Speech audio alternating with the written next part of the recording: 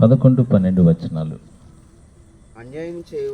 అన్యాయము చేయువాడు ఇంకను అన్యాయమే చేయనిము, అపవిత్రుడైన వాడు ఇంకను అపవిత్రుడుగానే ఉండనిము, నీతిమంతుడు ఇంకను నీతిమంతుడుగానే ఉండనిము, పరిశుద్ధుడు ఇంకను పరిశుద్ధుడుగానే ఉండనిము. ఇదిగో త్వరగా వచ్చుచున్నాను, వాని క్రియల చొప్పున ప్రతి వానికి ఇచ్చుటకు నేను సిద్ధపరిచిన జీతము నా యొద్ద ఉన్నది. ప్రార్థన చేద్దాం. పరిశుద్ధుడా, నీ వాక్యాన్ని ధ్యానిస్తుండగా గ్రహించే ఆత్మను మాకు దయచేసి మమ్మల్ని బలపరచమని యేసుక్రీస్తు నామమున ప్రార్థిస్తున్నాము. ఆమేన్. హల్లెలూయా. ఇంతవరకు మంచి సాక్ష్యాలు మనం విన్నాం. దేవుడు సజీవుడిగా ఉండి ఎన్నో గొప్ప కార్యాలు మీ ఎదుట, మనందరి ఎదుట దేవుడు చేశాడు. దేవుడు ఆత్మస్వరూపి. లోకము ఇష్టపడినా ఇష్టపడకపోయినా, యేసుప్రభు నచ్చినా నచ్చకపోయినా ఈయన దగ్గర కొన్ని ప్రత్యేకతలు ఉన్నాయి. ఏమిటి అంటే, అన్నింటిలోనూ పరిశుద్ధుడు, పవిత్రుడు, నీతిమంతుడు, పాపము లేనివాడు, వేలెత్తి చూపించే పడదగిన వాడు కాదు, అబద్ధమాడిన వాడు, మోసము చేయనివాడు, అసాధ్యమైనది లేనివాడు, ఇలాగ ఎన్నో లక్షణాలు కలిగిన వాడే దేవుడు. హల్లెలూయా. ఈయన అంటున్నాడు కదా, అన్యాయము చేసేవాడు ఇంకా అన్యాయమే చేయనివ్వు, నీతిమంతుడు ఇంకా నీతిమంతుడుగానే ఉండనిమ్ము. అంటే దాని ఉద్దేశం, లోకంలో అన్యాయము, అక్రమము, మోసము, ఇష్టానుసారమైన జీవితము, పాపము చేసేవారు చేస్తూనే ఉంటారు. అయితే ఈయన ఎవరికి దేవుడు అవుతాడంటే, నమ్మే వారికి దేవుడు అవుతాడట. హల్లెలూయా. చూడండి, కొరింథీయులకు రాయబడిన మొదటి పత్రిక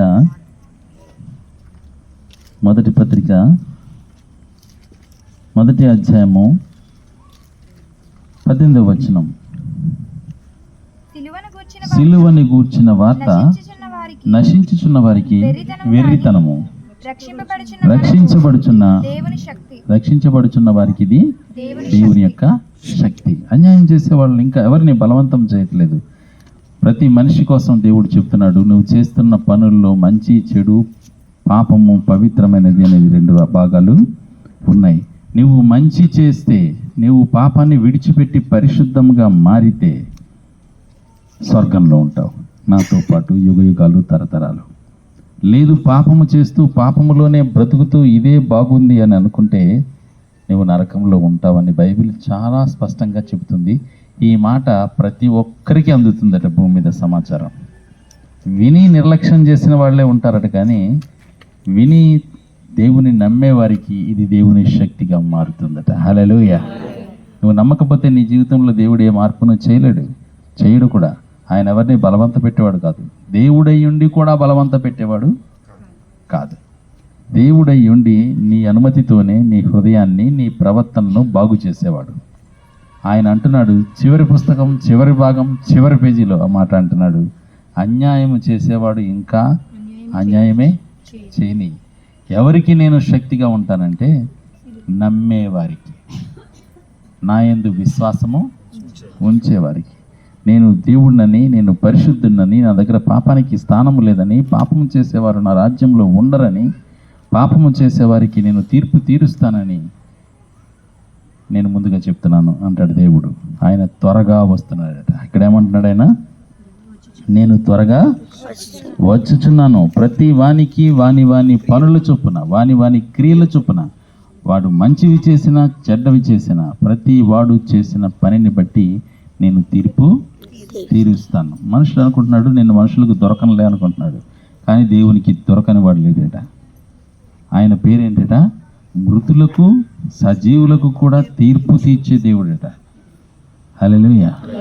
కాబట్టి భయపడి యేసుక్రీస్తులో విశ్వాసం ఉంచిన వారు, ఆ సిలువను నమ్మిన వారికి ఆయన శక్తిగా ఉన్నాడట. హల్లెలూయా. వీరెవరు? వీరు రక్షణ పొంది, ఏ రక్షణ? పాపం అనే జీవితం నుంచి విడుదల పొంది స్వర్గానికి వెళ్ళేవారు యేసుక్రీస్తును నమ్ముతారు. హల్లెలూయా. తర్వాత చూడండి, లోకం ఎలాగుందట? 21వ వచనము. లోకము తన జ్ఞానము చేత దేవుణ్ణి గుర్తుపట్టలేదట. నేను అన్నీ సంపాదించాను, నేను అన్నీ కనిపెట్టాను, నాకు అన్నీ తెలుసు, కాబట్టి నాకు దేవునితో పని లేదు అని మనిషి అనుకుంటాడట. కానీ మనిషి చేసే పనులు దేవుని ఎదుట మురికి గుడ్డ లాంటివి అట.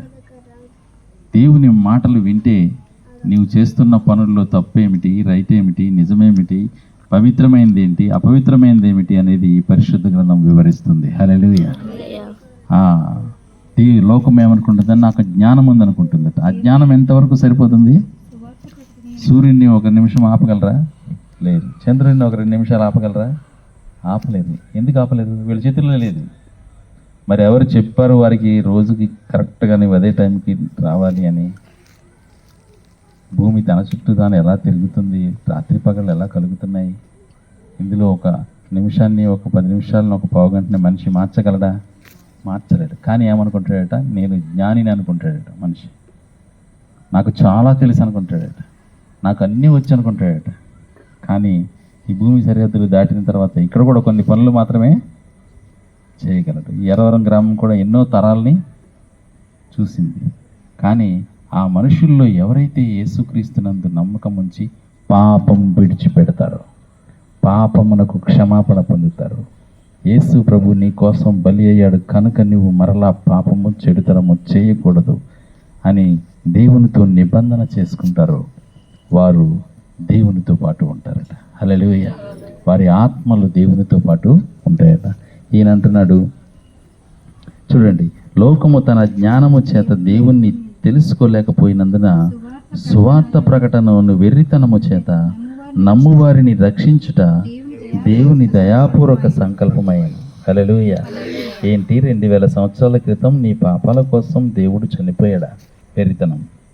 నేను 2000 సంవత్సరాల క్రితం లేను, కానీ దేవుడు నా కోసం చనిపోయాడా? ఆ విషయాన్ని ఇప్పుడు నమ్మాలా? ఇదొక వెర్రితనంలాగా మనిషికి అనిపిస్తుందట. కానీ నమ్మి ఆయన మాటల యందు విశ్వాసం ఉంచి యేసు ప్రభువా నా పాపము క్షమించు అన్న వారి హృదయము మారిపోతే ఆ సంతోషం చాలా అద్భుతంగా ఉంటుందట. హల్లెలూయా. అందుకే ఇక్కడ చాలా సాక్ష్యాలు విన్నాం. బ్రదర్ తాగేవాడు, దేవుడు చక్కగా చేశాడు, మార్చాడు. ఈ బ్రదరు అనారోగ్యంతో, బలహీనతో, ఈ బ్రదర్ తాగేవాడు, దేవుడు మార్చాడు. హల్లెలూయా. ఈ దేన్ని మార్చాడు? మతం కాదు, హృదయాన్ని, ప్రవర్తనను, గుణాన్ని, అంతరంగ స్వభావాన్ని, చేస్తున్న పనుల్లో చెడుతనాన్ని తీసివేసి పరిశుద్ధంగా మార్చాడు. హల్లెలూయా. వారికి అసాధ్యమైన పనులు, జ్యోతి సిస్టర్ ఉంది, వారికి అసాధ్యమే, కష్టమే, హైదరాబాద్లో ఉన్నాం, కానీ దేవుడు సాధ్యము చేస్తున్నాడు. అది ఆయనకు మాత్రమే సాధ్యం. మనమైతే మన క్రియలు, మన పనులు దేవుని యొక్క రేంజ్కి, దేవుని యొక్క స్థాయికి సరిపోతున్నాయా లేదా? పవిత్రంగా ఉంటున్నాయా లేదా? పరిశుద్ధంగా ఉంటున్నాయా లేదా? హఠాత్తుగా మనిషి అనుకుంటాడు వాళ్ళ యేసు ప్రభు కానీ నిజంగానే వచ్చేస్తే లంచం ఇచ్చేయడానికి కూడా రెడీ అయిపోతాడు. ఎందుకంటే స్వర్గాన్ని తీసుకెళ్ళిపోనాను అని, నాకున్న బంగారం అంతా ఇదే, నాకున్న డబ్బంతా ఇది. ఆయన లంచం తీసుకోనని వాడు. ఆయన పేరు ఏమిటంటే న్యాయాధిపతి. న్యాయాధిపతి అనే పేరు కలిగినవాడు. ఇక్కడ అంటున్నాడు, వాని వాని క్రియల చొప్పున ప్రతి వానికి ఇచ్చుటకు జీతము నా యొద్ద ఉన్నది, ఇదిగో నేను త్వరగా వచ్చున్నాను. యేసు ప్రభువు త్వరగా భూమి మీదకి వస్తున్నాడట. ఆయన భూమి మీదకి వచ్చేటప్పుడు మధ్య ఆకాశానికి వస్తానంటాడు. ఆయన వచ్చేటప్పుడు కొన్ని సంఘటనలు జరుగుతాయని చెప్తాడు. భూమికి ఏం జరుగుతుంది, ఆకాశానికి ఏం జరుగుతుంది, మనుషులకి ఏం జరుగుతుంది, జీవరాశులకి ఏం జరుగుతుంది, ఇలాంటివన్నీ కొన్ని రాసి ఉంచాడు. భూకంపాలు కలుగుతాయి, తెగుళ్ళు కలుగుతాయి, కరువులు వస్తాయి, మనుషుల మధ్య ప్రేమ ఉండదు, యుద్ధాలు వస్తాయి. ఇలాంటివన్నీ రాస్తాడు ఆయన. నేను రెండోసారి వచ్చేటప్పుడు నోవాహు దినాలు ఎలాగుందో అలాగే ఉంటుంది. మనుషులందరూ తింటున్నారు, తాగుతున్నారు, ఇల్లు కట్టుకుంటున్నారు, పెండ్లికి ఇచ్చుకుంటున్నారు, ఎవరి పనులు వాళ్ళు చేసుకుంటున్నారు. కానీ నేను రెండవసారి వచ్చేటప్పుడు కూడా అలాగే ఉంటుంది.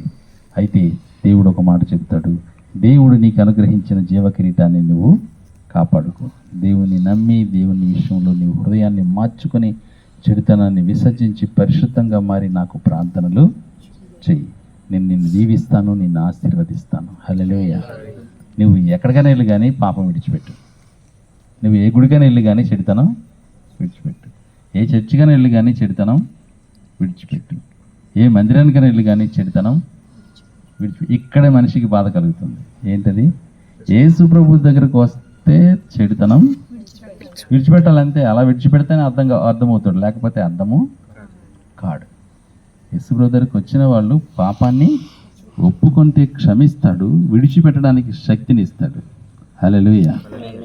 కాబట్టి మన జీవితాల్లో యేసు ప్రభు కలిగిన వారు పాపాన్ని విసర్జించి ఆయనకు పవిత్రంగా ఆరాధన చేయాలి. ఆయన త్వరగా వస్తున్నాడు. వచ్చే రోజు ఎలా ఉంటుందట, మధ్యాకాశానికి వస్తాడట. ఆయన మధ్యాకాశానికి వచ్చినప్పుడు ఎవరైతే యేసు ప్రభుని ఇది వరకు అనేక తరాలు ఉన్నాయి కదా, వారి తరాల్లో దేవుని నమ్మి ప్రవర్తన మార్చుకున్న వారు సమాధుల్లో ఉన్నారు కదా, వారు మొదట లేస్తారట. లేవడం అంటే వారి ఆత్మలు లేస్తాయట. హల్లెలూయా. రెప్పపాటులుగా జరిగిపోతుందట. బ్రతికున్న వారిలో ఎవరైతే పాపం విడిచిపెట్టాల్సిందే, దాన్ని దాచుకోవడం, కవర్ చేసుకోవడం, ఇంకో చోట ఒప్పుకోవడం, లేదా ఇప్పుడు ఉప్పు వేసుకొని వెళ్ళి మళ్ళీ వచ్చి చేయడం, తప్పైపోయింది ప్రభు అని వాళ్ళ ఆదివారం చెప్పేసి మళ్ళీ ఇంకో ఆదివారం పాపం చేసి రావడం కాదు. నువ్వు పాపాన్ని క్షమించు ప్రభువా, నేను తాకకుండా నాకు సహాయం చేయి, అబద్ధం ఆడకుండా నాకు సహాయం చేయి, చెడ్డ మాటలు మాడకుండా నాకు సహాయం చేయి, మోసం చేయకుండా నాకు సహాయం చేయి అన్నవారు నిజాయితీగా దేవునిలో నిలవబడినప్పుడు వారికి దేవుడు మార్పును కలుగజేసిన వారు ఉంటారే, వారు రెప్పపాటులో మారిపోయి మధ్యాకాశానికి వెళ్ళిపోతారట. హల్లెలూయా. చిన్నపిల్లలు అందరూ వెళ్ళిపోతారట. హల్లెలూయా. ఎప్పుడు ఆయన నేను త్వరగా వస్తున్నాను కదా, ఆ రోజు, ఆ దినము, ఆ గడియ నీకు తెలియదట. కాబట్టి నీవు ఎలా ఉండాలి? పాపం విడిచిపెట్టి ప్రభువుని ఎదుర్కోవడానికి సిద్ధంగా ఉండాలి. చిన్నపిల్లలు ఎవరు ఇళ్ళలో లేకపోతే ఎలా ఉంటుంది? అప్పుడు గుర్తు చేసుకుంటారట మనుషులు. ఓహో, మీటింగ్లో చెప్పేవారు ఇదేనేమో, చిన్నపిల్లలు అందరూ వెళ్ళిపోయారు, మనం మిగిలాం, బుద్ధి మార్చుకోనందువల్ల మనం మిగిలాం అని అనుకుంటూ ఉంటారట. భక్తి పరులు అందరూ వెళ్ళిపోతారట. ఎలా ఉంటుంది?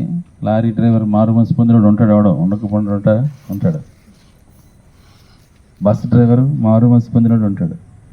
అది ఏలేశ్వరం కాకినాడ బస్సు అయితే మధ్యలో విడిచిపెట్టేసి అలాగే వెళ్ళిపోతాడట. ఎలా ఉంటుంది? యాక్సిడెంట్ అవుతుంది. ట్రైన్ డ్రైవరు మారుమనసు పొందినోడైతే రెప్పపాటులో ట్రైన్ విడిచిపెట్టి వెళ్ళిపోతాడు. విమానం పైలట్ మారుమనసు పొందినోడైతే రెప్పపాటులో విడిచిపెట్టి, ఇవంతా ప్రపంచమంతా రెప్పపాటున జరుగుతుంట. మొదట సమాధుల్లో ఉన్న వాళ్ళు రాస్తారు, తర్వాత బ్రతికున్న వారిలో ఒకేసారి సంఘటన. ఆటో నడిపే డ్రైవర్ కానీ చెప్పలేము ఎంతమంది ఆటో నడిపే వాళ్ళు మారుమనసు పొందినారు. ఫ్యాక్టరీలో పనిచేసేవాళ్ళు అట్నుంచి అలాగా. అంటే రెప్పపాటులో ఇంటిలో చిన్నపిల్లలందరూ వెళ్ళిపోతారు, మార్పు చెందిన వాళ్ళందరూ వెళ్ళిపోతారు.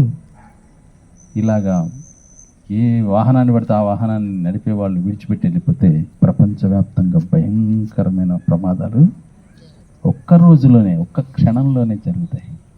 అప్పుడు మనుషులు జ్ఞాపకం చేసుకుంటారట, యేసు ప్రభు వచ్చేసాడు, తీసుకెళ్ళిపోయాడు తనను నమ్మిన వారిని, మారిన వారిని. హల్లెలూయా. కాబట్టి ఆయన వచ్చే దినము, వెళ్ళే రోజు మనకు తెలియదు. కనుక మనము ఎలా ఉండాలట? మెలకువగా ఉండి ప్రార్థన చేయాలి. పాపం మనకులో ఉండకుండా పరిశుద్ధమైన చేతులెత్తి దేవునికి ఆరాధన చేయాలి. దేవుడు రాబోతున్నాడు. హల్లెలూయా. నీకు ఎన్నో మేలు చేసినవాడు, నీ పట్ల ఎన్నో అద్భుతాలు చేసినవాడు, నీకు ఆరోగ్యం ఇచ్చినవాడు, నీకు క్షేమాన్ని ఇచ్చినవాడు. ఒకటి అడుగుతున్నాడు, నువ్వు పాపం చేయకుండా పరిశుద్ధముగా నా రాజ్య వారసుడిగా నీవు ఉండడానికి నువ్వు పట్టుదల కలిగి ఉండాలి.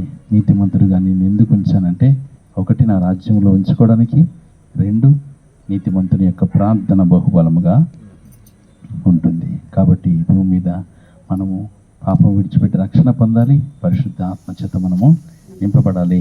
మనసుల మీద ఆశ్రయ ఉండే దేవుడు. హల్లెలూయా. దేవుడి మాటలు దీవించును గాక.